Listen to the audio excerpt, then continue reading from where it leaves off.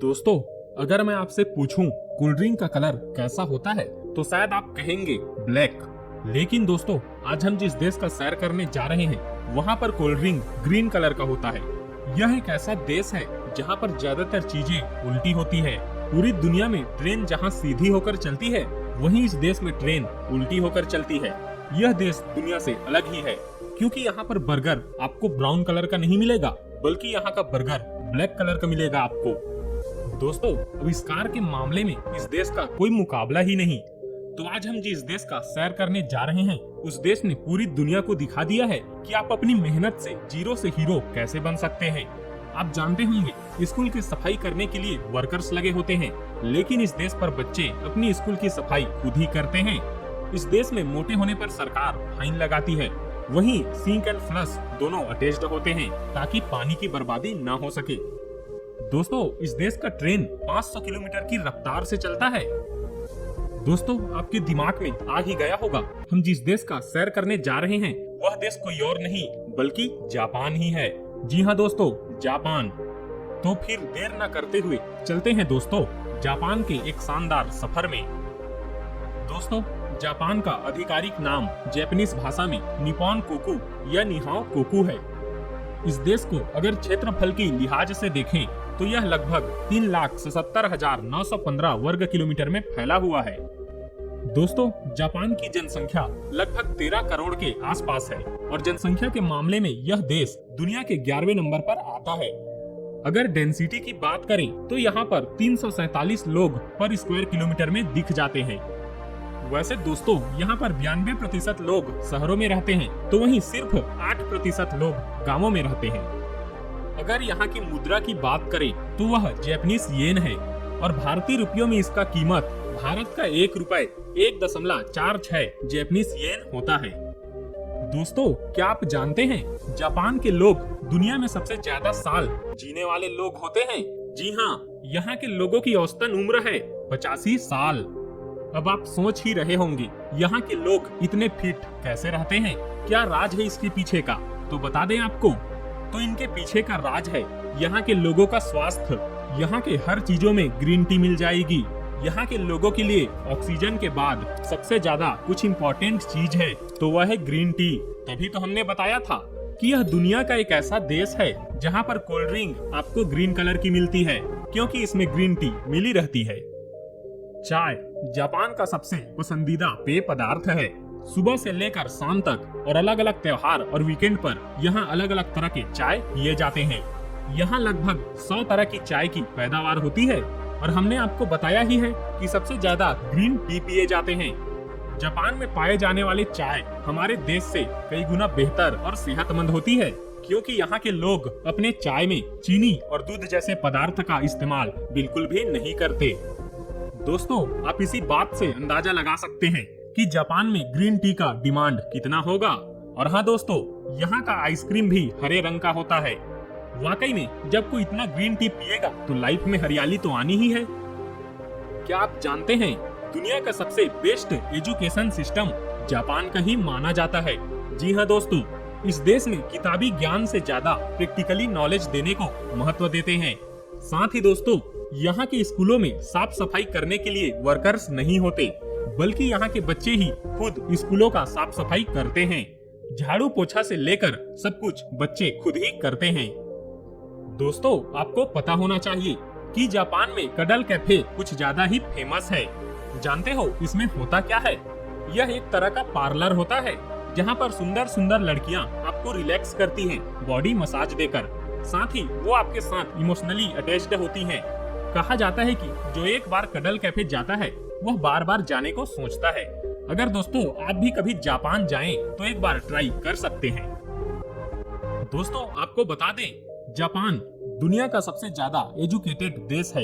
यहाँ का literacy rate 100% है और यह इसलिए पॉसिबल है क्योंकि यहाँ के एजुकेशन सिस्टम में स्टूडेंट के ऊपर कोई दबाव नहीं रहता। यहाँ पर आपको इंटरेस्ट के हिसाब से चीजों को प्रैक्टिकली ही सिखाया जाता है, तभी बच्चे खुद ही पढ़ते हैं। इस मामले में हमको इनसे बहुत कुछ सीखना है दोस्तों।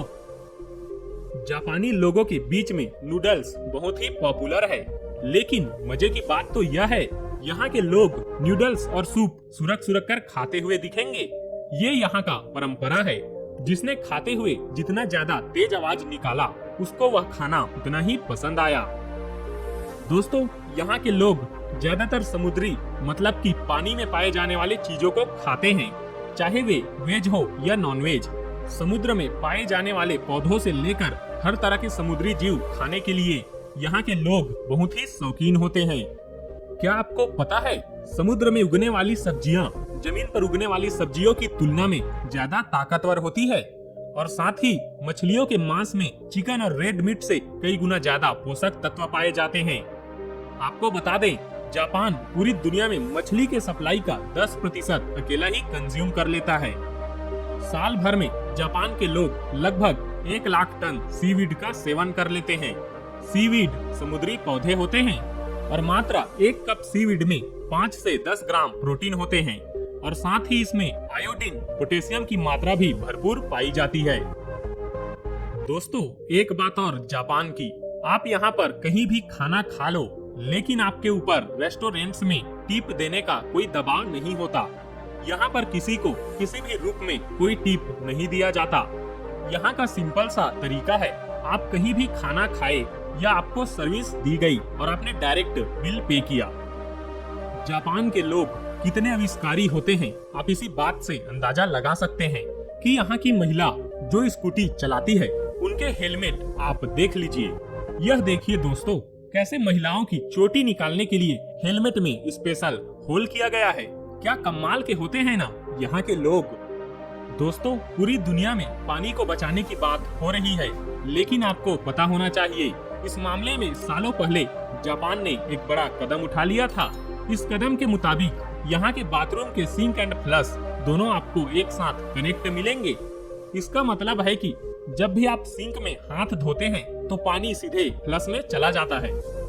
दोस्तों, आपको बता दें कि जापान में आई एम सॉरी को 20 अलग अलग तरीके से बोल सकते हैं। यहाँ पर कोई हल्का सा भी किसी को टच कर दे तो 3 बार सॉरी बोलकर जाते हैं। वैसे हमारे देश में सॉरी बोलने को अभी भी कई लोग कुछ ज्यादा इम्पोर्टेंस नहीं देते। यहाँ पर मोटापे को लेकर लोग बहुत ही सोचते हैं।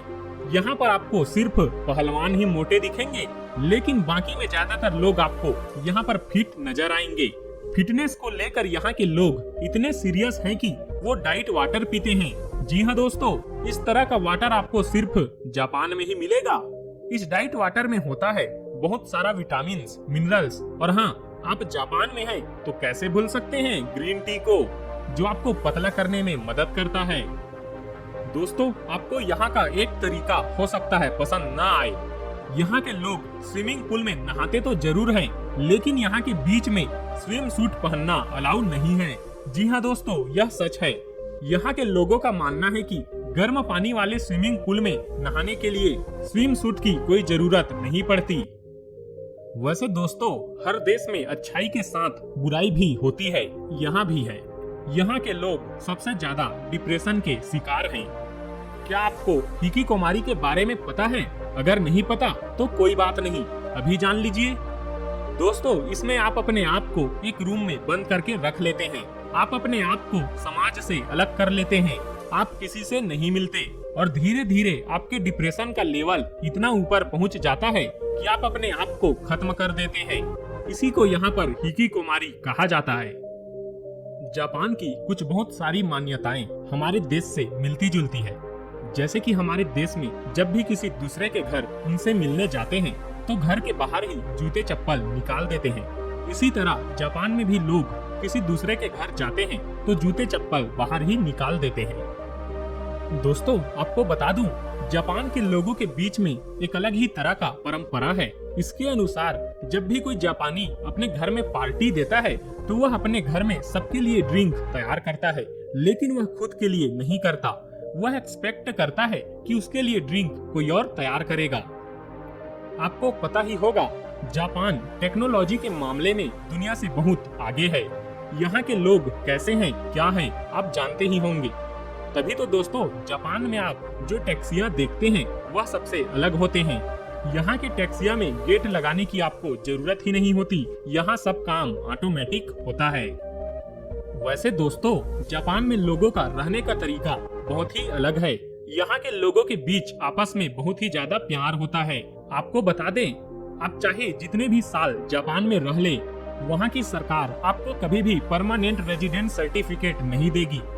लेकिन यहाँ के सरकार का मानना है कि अपने देश में पैदा हुए बच्चे और उनके माता पिता भी जापान से ही हैं, उसी को जापानीज मानते हैं।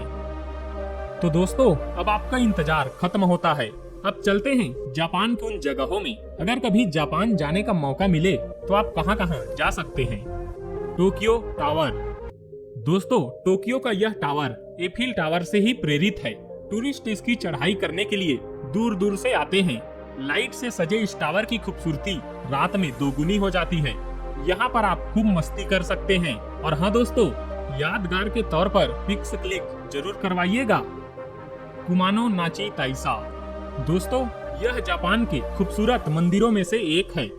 जंगलों के बीचों बीच बने इस मंदिर से आप बेहद सुंदर झरने को बहते हुए देख सकते हैं। वैसे दोस्तों, यह जापान का सबसे लंबा झरना है। Golden Pavilion. जापान का the temple of the golden Pavilion सबसे फेमस जगहों में से एक है। तालाब के बीच में बने इस मंदिर को आप हर मौसम में अलग अलग रूप में देख सकते हैं। स्वयं मंडप को सोने की पत्तियों से कवर किया गया है। इस पर जब लाइट पड़ती है तब तालाब में सोने का प्रतिबिंब जैसा नजर आता है। Miyajima island. दोस्तों, आपको बता दें कि जापान के मियाजिमा द्वीप को देवताओं के द्वीप के नाम से भी जाना जाता है। यूनेस्को के विश्व धरोहर स्थल में यह शामिल है। जापान के सबसे खूबसूरत स्थानों में से एक है।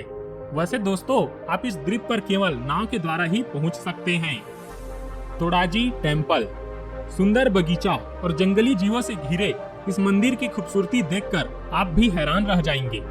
इस दुनिया के सबसे बड़े कांस्य से बने बुद्ध की प्रतिमा के लिए मशहूर है।